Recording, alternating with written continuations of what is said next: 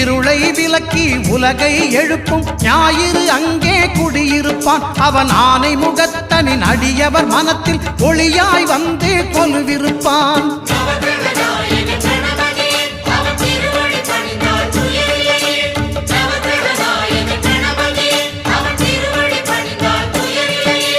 ஒன்பது கோளும் ஒன்றாய் காண